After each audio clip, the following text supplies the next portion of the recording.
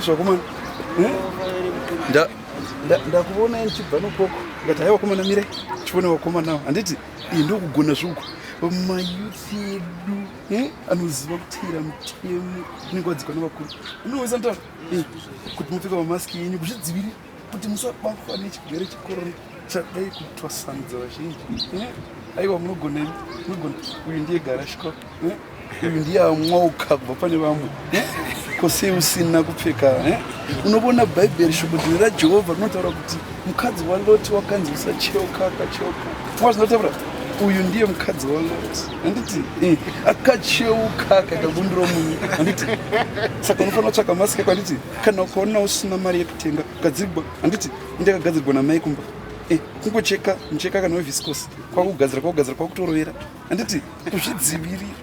Anozotaura unoitwa mbudzi yempiro kasungwa.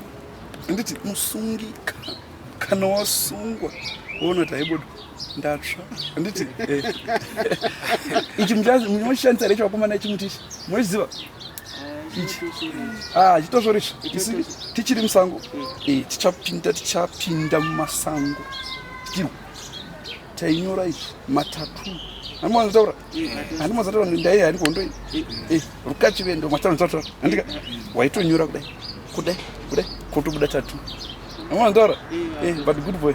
I'm good boy. Handika makadaro very good. Ndakadza kuti gona kuti hatina here chatingakupai mumoto. Handiti gona kurongeka asi iwe gadzirika. Gadzirika. Toona kuti handina here mai ndikakusiyira manje hauzoiti munhu akarongeka. Handiti chinda kumba undosona. Handiti kana kubvisa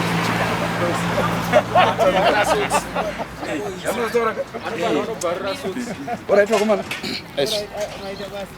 Alright. Varamaposa. Tingoriko kuno isu tingadiko. Ndakawa kuti kwai foria nedoro kwenyu hamuchada ndikati bodosva.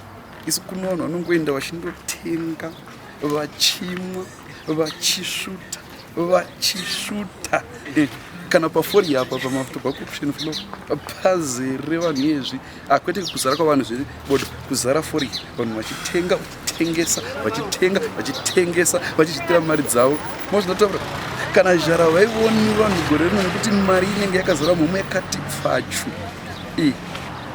Oka izvozvo ndavati makesi enyu akamba achiwanda hatichakupai manotsi.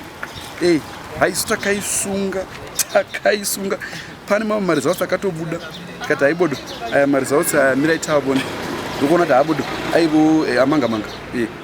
Asi magufulinga asadaro shuwa kuti popo rinoita positive for corona abodo aiva mumutsure. Raitika pakanaka. Okay. Ibasa racho wakomana tingadiko.